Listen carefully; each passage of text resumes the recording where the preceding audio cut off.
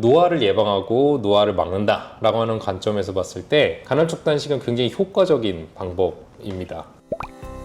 많은 분들이 궁금해하시는 건 이게 실제로 의학적으로, 과학적으로 근거가 있느냐인 것 같은데요. 노화를 예방하기 위해서 우리가 가장 먼저 해야 되는 첫 번째 땀을 흘리고 몸을 순환시킨다라는 부분과 그다음에 소화기관에 쉬는 시간을 준다라고 하는 부분에 있어서 실질적으로 간헐적 단식은 소화기관에 쉬는 시간을 주고 그다음에 우리 몸의 전반적인 특히 내장기관의 밸런스를 다시 한번 이렇게 맞추는데 굉장히 중요한 프로그램일 것 같아요. 16대 8, 16시간 단식을 하고 8시간 동안 식사를 하고 이런 게 있고 또 5대2, 주 2일 저칼로리, 나머지 5일은 일반식으로 먹는다던가 아니면 오마드라고 해서 one meal a day 해가지고 하루에 한 끼만 먹는 식습관이 있고요. 무엇을 먹느냐, 언제 먹느냐 이런 거에 차이가 좀 있을 수 있다고 얘기를 많이 하고 있죠. 이런 굉장히 다양한 프로그램에 간헐적 단식이 있는 거를 처음 알았습니다.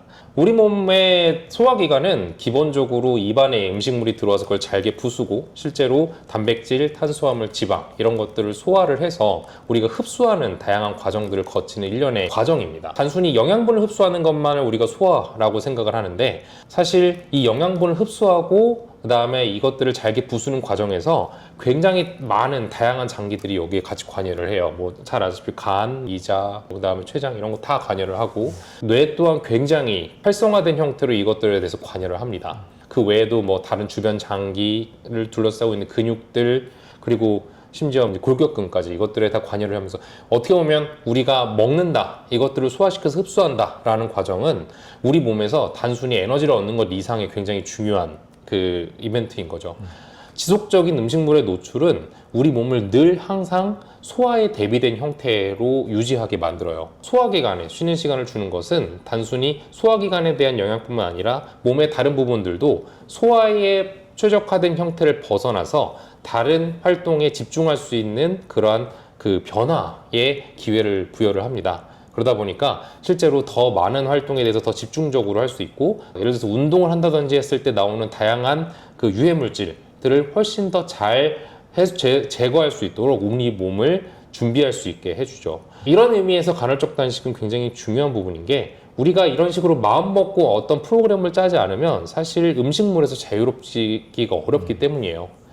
어떤 프로그램이 더 좋냐라는 걸 말씀드릴 수 없는 이유는 사실 개인적인 삶과 음식물을 섭취하는 습관이 다 다르기 때문입니다. 확실하게 말씀드릴 수 있는 건 비우는 시간을 갖는다는 것은 우리 몸을 재정비할 수 있는 굉장히 좋은 기회가 됩니다. 장내 음식물 체류 시간이라는 것들은 어느 레인지로 정해져 있습니다. 많은 사람들이 연구를 통해서 해왔는데 문제는 장의 음식물 체류 시간이라는 게 장의 연동 운동만으로 결정지지 않는다는 것이에요. 예를 들자면 젊으신 분들은 혹은 어린이들은 장내 음식물 체류 시간이 굉장히 짧습니다. 그리고 굉장히 빠르게 이동을 시켜요. 근데 연세 드신 분들은 그 운동 시간이 굉장히 느립니다. 그걸 일률적으로 몇 시간 이상이라고 표현하기는 굉장히 어렵죠. 오히려 길면 길수록 좋다라고 얘기할 수밖에 없어요. 속이 비어있다. 음식물을 소화하지 않고 자유로워졌다. 라고 하는 것은 느낌으로 알 수 있습니다. 자기 몸의 소리에 집중하는 게 오히려 더 정확한 부분일 것 같아요. 가장 쉬운 예시로는 대장내시경 전날 밤을 떠올리시면 됩니다. 우리가 대장내시경 전에는 내시경 안 해보신 분들도 있겠군요.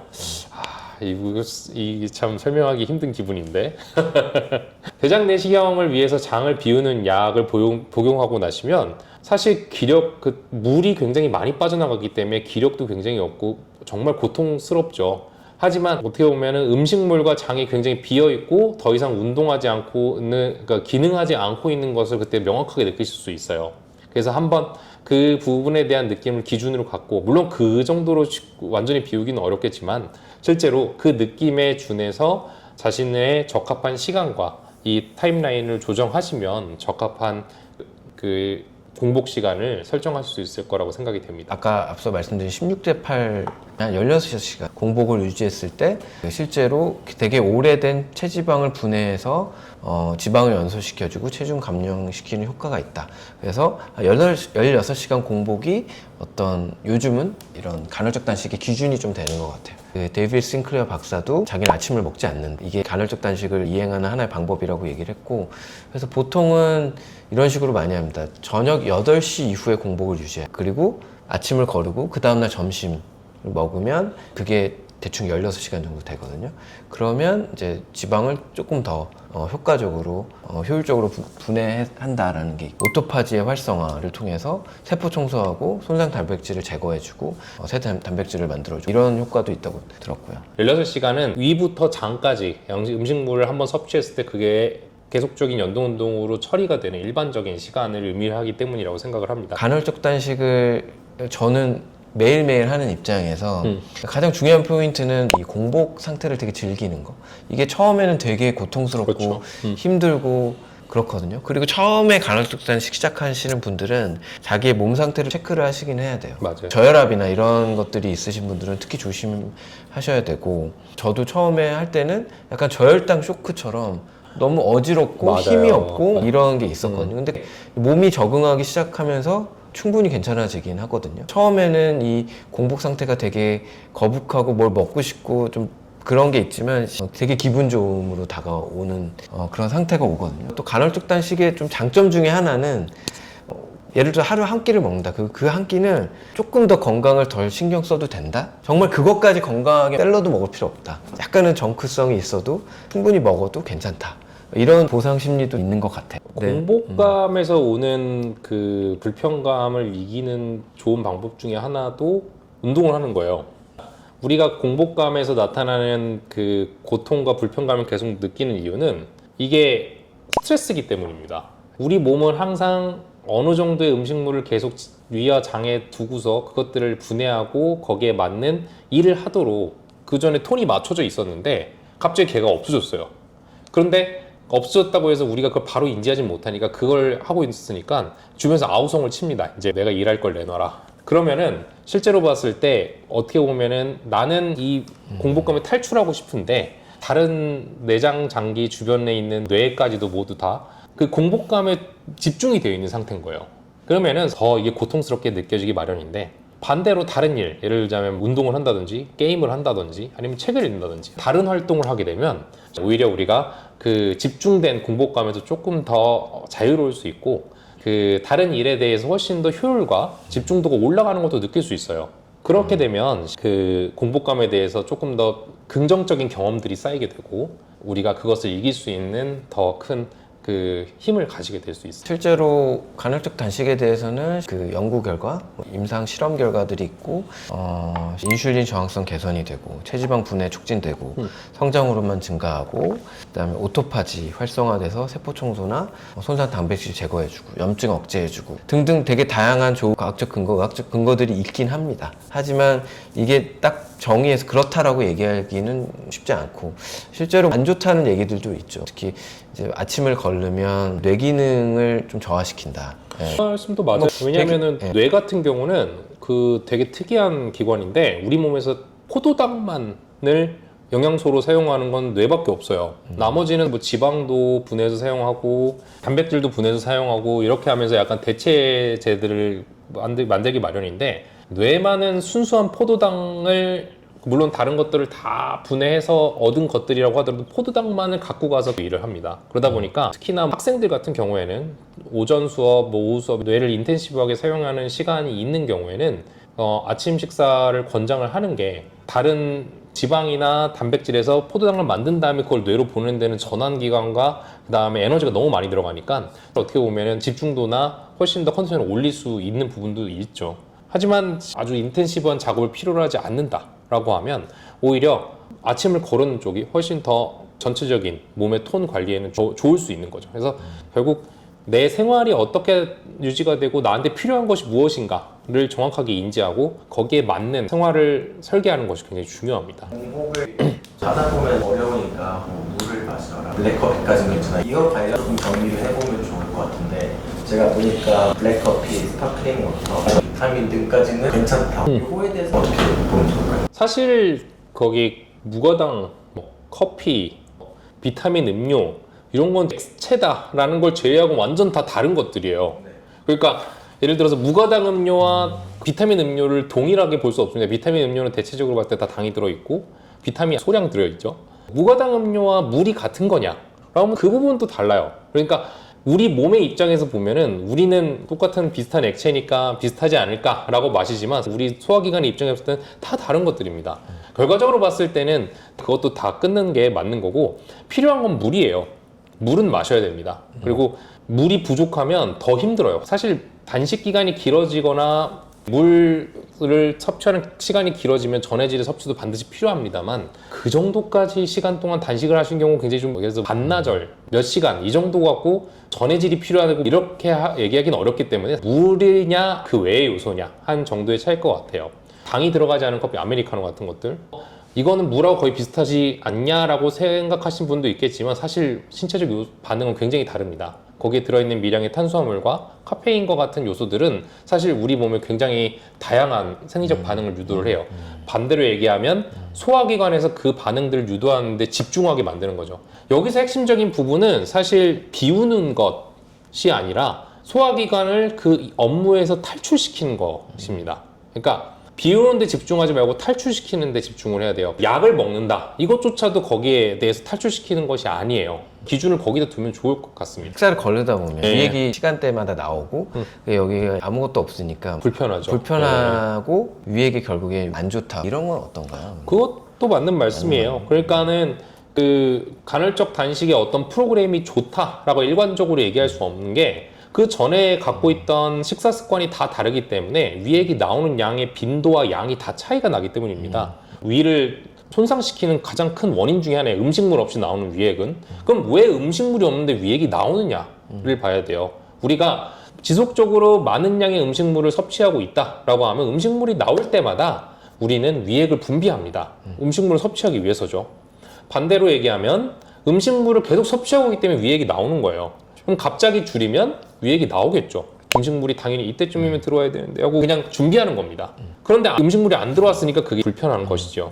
그러면은 처음부터 음식물을 그렇게 많이 자주 드셨던 분이 반대로 갑자기 단식을 하면 위액이 나와서 불편하게 되는데 이분이 그러면 갑자기 단식을 하는 게 맞는가에 대해서 다시 한번 생각해 볼 필요가 있어요. 이분들은 어느 정도 톤을 조절할 필요가 있습니다. 그러니까 갑작스럽게 확 끊는 단식을 장시간 진행하시는 것보다는 오히려 이 음식물의 양을 조금씩 줄여가면서 우리 몸이 적응할 수 있는 시간을 주고 단식을 하시는 게 맞는 거지 갑작스럽게 몇 시간 단식하는 게 좋으니까 이때부터 해야 되겠다 라고 하는 방식은 오히려 건강을 해칠 수 있는 거죠. 퀵하게 하나만 더 갑자기 궁금해서 네. 간헐적 단식 말고 그냥 단식 있잖아요. 그러니까 저는 한 달 이상 하는 사람 봤거든요. 물만 먹는 거죠. 네. 그거는 어떻게 생각해요? 오히려 노화를 촉진시킬 수 있습니다. 물론 그렇게까지 한 사람을 별로 본 적은 없는데 사실 단식은 말 그대로 지방을 분해하기보다는 근육을 맨 먼저 분해시켜요. 그렇기 때문에 장기간 단식이 진행되면 근육이 완전 아작납니다. 그리고 우리 몸은 생존을 위해서 지방을 계속 최소한 보존을 하려고 들어요. 왜냐면 살아야 되니까. 우리가 살려면 제일 중요한 게 심장과 뇌가 유지가 돼야 되잖아요. 얘네를 위해서 지방을 최대한 보존하려고 애쓰기 시작해요. 오히려 어느 일정 시간을 넘어가면 굉장히 안 좋아지고 특히 종교적 이유로 장시간 단식을 하시는 분들이 이런 인슐린과 관련된 다양한 쇼크들이나 그다음에 지방으로 인한 내장 지방이나 이런 데 축적으로 인한 건강의 악화 등에도 굉장히 많이 볼 수 있습니다. 그러니까 사실 그냥 단식 그리고 어떤 스트레스로 인한 거식증 이런 것들은 오히려 굉장히 안 좋은 거죠. 늘 항상 저는 강조하는 부분이에요. 나의 몸을 내가 스스로 관찰하라. 그러니까 내가 배고픈지 내 속이 비었는지 내가 지금 기력이 없는지 혹은 기력이 충만한지 그게 어떤 순간인지를 지속적으로 관찰해야 돼요. 그래야지만 실질적으로 좋은 상태를 유지할 수 있어요. 명절 시즌 사회생활이 불가피하게 많은 시즌이 있으시죠. 그럴 때 뭔가 유연하게 대처할 수 있는 방안들이 있을까요? 지수 씨가 등장한 건가요? 네, 30대 후반 지수 씨. 사회적 유대감은 되게 중요합니다. 스트레스는 받겠지만 사회적 유대감에서 자기를 격리시키는 것은 오히려 더 반대의 급부 효과를 늘 가져와요. 그러니까 명절에 사람들 만나는 것은 그 스트레스도 주지만 이걸 또 의학적으로 풀어내는 거죠. 긍정적 유대감도 줘요. 우리가 그거를 무시하면 안 됩니다. 노화에서 사회적 커뮤니케이션, 사회적 관계는 굉장히 중요한 부분이에요. 고립은 정말로 그 자체로 굉장히 안 좋은 부분이고, 나쁜 피드백을 피하기 위해서 자기 스스로 고립시키는 것부터가 굉장히 안 좋은 시작점이 될 수 있습니다. 그래서 저는 반드시 명절 모임에 가라 라고 하고 싶고, 피할 수 없는 과식 피할 수 없는 스트레스, 음주, 이걸 어떻게 할 것인가? 피할 수 없어요. 우리가 이런 한두 번의 그 급진적인 스트레스 상황을 우리는 피할 수 없기 때문에 이것들을 늘 대항할 수 있는 몸의 상태를 유지시켜야 되는 거고, 예를 들자면 간헐적 단식도 대응할 수 있는 하나의 좋은 기제예요. 예를 들어서 간헐적 단식으로서 내 몸에 대한 톤과 밸런스를 잘 유지시켜 놓은 분들은 가끔씩 과식이 많이 일어난다고 해도 바로 회복을 할 수 있는 몸에 힘이 있어요. 그런데 이러한 것 전혀 없이 늘 항상 몸을 거기 그 소화에 최적화된 형태로 만들어 놓으신 분들은 과식이 들어오면 오히려 굉장히 나빠질 수 있습니다. 그렇기 때문에 오히려 간헐적 단식 등을 통해서 우리 몸의 톤을 잘 유지시켜 놓은 분들은 걱정하지 마라. 나쁜 일이 일어나도 우린 막을 수 있다 라는 자신감을 갖고 그것들을 마주하시면 됩니다. 어차피 나 이번에 허리끈 풀고 뭐 있는 대로 다 먹을 거야 라고 해도 많이 못 먹어요. 결론은 그냥 간헐적 단식 생각하지 말고 과식, 야식이나 하지 마라, 이걸까요? 예. 그러니까 평소에 준비되신 분은 그런 순간적인 이벤트에 너무 걱정하실 필요가 없다는 거예요. 간헐적 단식을 하지 않더라도 그나마 장기가 쉬는 시간이 잠자는 시간인데, 그럼요. 야식을 먹고 안 그래도 굉장히 부담스럽고 자극적인 걸 먹고 자면 진짜 쉴 시간이 없는 거예요. 그럼요. 사실 그것이야말로 쉴 시간을 안 주는 가장 효과적인 방법이죠. 중요한 건 그거예요. 어떤 프로그램이 최고다라고 할 수 없는 이유는 내 몸의 상태가 다 다르기 때문이고, 본질은 결국 일정 시간 그 소화기관이 쉬는 시간을 줄 수 있는 적합한 프로그램을 찾고 그 느낌을 계속적으로 유지하는 방식의 생활 태도를 가지고 가는 것이 나의 몸에 가장 적합한 할 수 있을 것 같아요. 간헐적 단식을 쭉 했는데 나의 몸에 뭔가 위가 오는 것 같다는 시그널이 있을까요? 있죠. 기본적으로 봤을 때는 아까 말씀 주셨던 위산과 관련된 다양한 위통, 그 다음에 구역감, 그 다음에 가슴이 답답함과 같은 그 소화기관과 관련된 문제점들은 직접적으로 바로 오는 부분일 거예요. 그 이외에도 장기간에 나의 효용량을 넘는 단식으로 인해서 많이 나오는 것은 저혈압, 그 다음에 저당으로 인한 다양한 뭐 어지러움, 그 피로감, 뭐 집중하기 어려움, 혹은 그 반대로 굉장히 긴장하는 분들도 있어요. 요통이나 어깨 통증 같은 게 오시는 분들도 있어요. 이런 것들은 직접적으로 내 몸이 이 정도의 공복 기간을 감당할 수 없다라고 신호를 보내주는 겁니다. 이런 때까지 그걸 유지하는 것은 옳지 않아요. 오히려 그런 때는 적정량의 음식들을 소량씩 섭취해 가면서 이 증상을 개선하는 게 더 맞습니다. 시간이 지나면 개선이 돼요.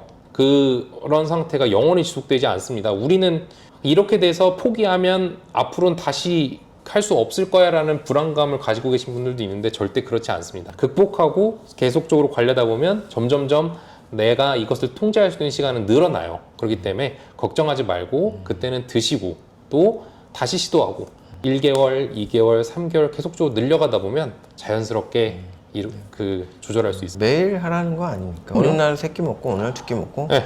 특별한 날 1끼 먹을 수도 있고 그런 거니까. 피할 수 없는 스트레스는 늘 있는데 그거는 즐겨야죠. 네. 아무튼 부작용 뭐 이런 거는 두통, 피로, 뭐 집중력 저하 있을 수 있고, 저혈당 당연히 올 수 있고, 아까 위식도 역류나 위염에 대한 그런 것도 있을 수 있고, 여성의 경우 생리불순, 호르몬 불균형 유발이 가능하다. 그리고 기본적으로 누차 강조하셨듯이 장기적으로 할 경우 항상 근력 손실에 대한 유의, 그러니까 근력 운동을 병행한다던가 이런 것도 필요하다. 그렇죠. 말씀드릴 수 있을 것 같습니다.